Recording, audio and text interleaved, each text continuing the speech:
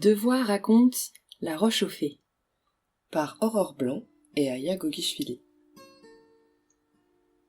En bordure de la commune de Essé, à quelques dizaines de kilomètres de Rennes, se dresse la célèbre mégalithe néolithique de La Roche aux Fées. Son nom, comme un appel aux rêves et aux histoires, pousse les joyeux voyageurs de VETC à aller y faire un tour par un beau dimanche de mars. Bien que le site soit proche de leur lieu de vie, ils ne s'y étaient encore jamais rendus.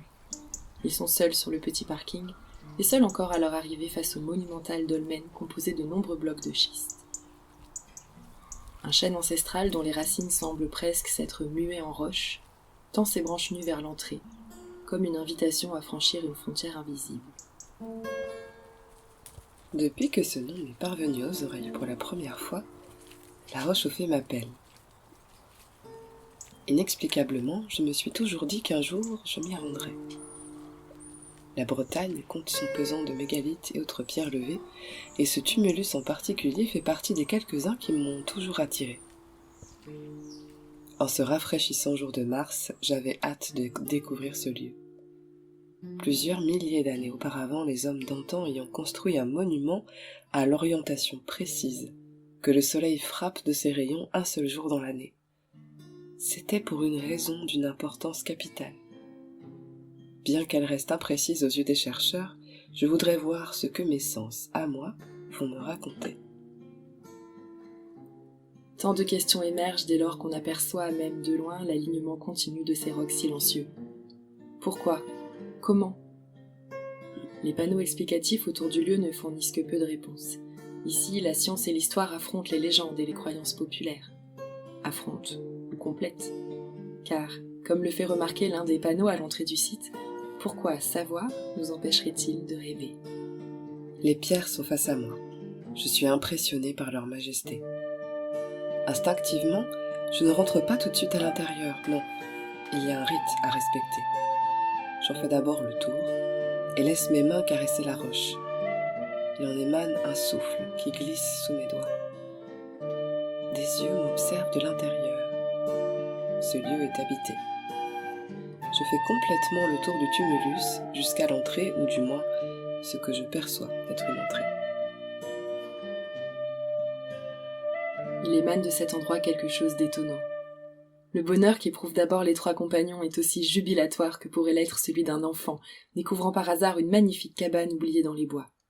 Spontanément, les gens chuchotent.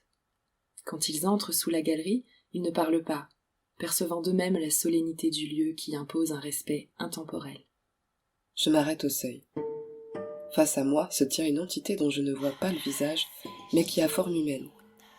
La silhouette est diaphane, blanche, comme le serait la fumée d'un feu. Je comprends rapidement que c'est le gardien des lieux qui est venu à moi. Je ne ressens pas d'énergie menaçante, mais la présence est bien marquée, face à moi, comme si elle attendait que je présente mes respects à la roche. J'annonce mes intentions, j'explique qui je suis et pourquoi je suis là, et je promets bienveillance, amour et respect. Et puis, je passe la porte. Il y a forcément un but à tout cela. On ne déplace pas sans raison des dizaines de blocs de plusieurs tonnes juste pour le plaisir ou pour torturer les esprits des savants du futur. Longtemps, on a attribué à cette étrange construction une origine surnaturelle, tantôt diabolique, tantôt féerique. Une légende du XIXe siècle raconte par exemple que la fée Viviane, dame du lac de la forêt de Brocéliande, aurait demandé à des fées bâtisseuses de l'ériger en une nuit afin d'accueillir les âmes des bonnes gens. Mais à cause de l'abattage progressif des arbres alentours, les fées auraient finalement dû quitter le lieu. Le bruit du vent dans les pierres serait en vérité les lamentations des âmes esseulées depuis leur départ. Une autre légende locale raconte que si de jeunes mariés font le tour du monument, chacun dans un sens, en comptant les pierres, leur union sera heureuse s'ils tombent sur le même nombre. Les explorateurs de l'équipe peuvent vérifier que la légende a toujours du succès. Plusieurs couples font le tour du mégalithe, s'adonnant à ce petit jeu. À l'intérieur du tumulus, les yeux sont toujours là. J'en perçois des dizaines qui me scrutent avec une innocente curiosité. Malgré ces entités à l'énergie presque enfantine, il règne une atmosphère prégnante dans le ventre de la pierre que les années ont conservée. Je suis persuadé que 1000, 2000, 3000 ans plus tôt, qui sait, de nombreux rites inconnus ont été pratiqués ici. La terre s'en souvient. Je mesure mes pas pour m'avancer vers le fond de la chambre. Je n'ai jamais trouvé autant de points énergétiques dans un aussi petit espace, j'en compte au moins une quinzaine. Je profite de ces découvertes pour communier avec les esprits du lieu, et puis j'atteins le fond de la chambre. Alors que je suis placé sur un nouveau point, accompagné de mon amie Aurore avec qui j'échange sur nos ressentis, je ferme les yeux pour profiter de cette délicieuse électricité qui parcourt mon corps. Nous sommes empreintes de gratitude. Le mystère de la rechauffée nous a touchés en plein cœur. Je sens une nouvelle présence s'approcher de derrière moi jusqu'à se coller à moi. Son énergie est, elle aussi, puissante. Est-ce un ancien cultiste? L'un des morts qui ont été ensevelis ici? Un esprit élémentaire, peut-être? Je me laisse faire. J'ai la sensation que c'est un autre gardien, mais son aura est différente.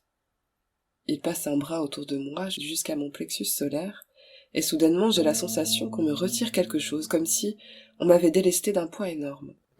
C'est une sensation presque physique, et l'étonnement me tire de ma rêverie. J'ouvre les yeux et raconte à Aurore ce que je viens de ressentir. Elle est tout aussi surprise que moi. Au moment même où je ressentais ce coup, elle a vu mon vêtement se soulever au même endroit, comme si une petite main invisible donnait un coup depuis l'intérieur de mon sweat.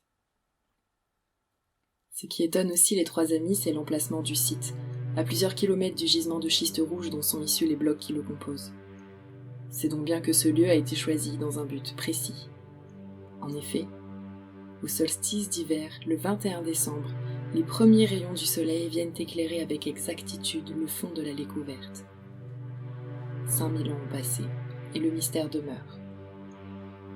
Ce jour-là, les trois compagnons de route choisissent de rêver, sans chercher à comprendre, imaginant par exemple que les entrelacs visibles sur les roches sont des messages secrets venus du fond des âges, plutôt que le fruit de l'érosion. Car au fond, n'est-ce pas pour cela qu'ils ont commencé leur aventure? Explorer, Rêver, raconter. et ce n'est que le début. Voyage en Terre Comptée est un blog de voyage collaboratif. Pour nous envoyer vos textes, référez-vous à l'adresse en description. Le blog vetcprojet.fr vous propose chaque semaine un nouvel article illustré. Carnet de voyage, chroniques de rando, urbex, découvertes de lieux insolites, arbres remarquables, histoires de fantômes. Bienvenue dans la communauté Voyage en Terre Comptée.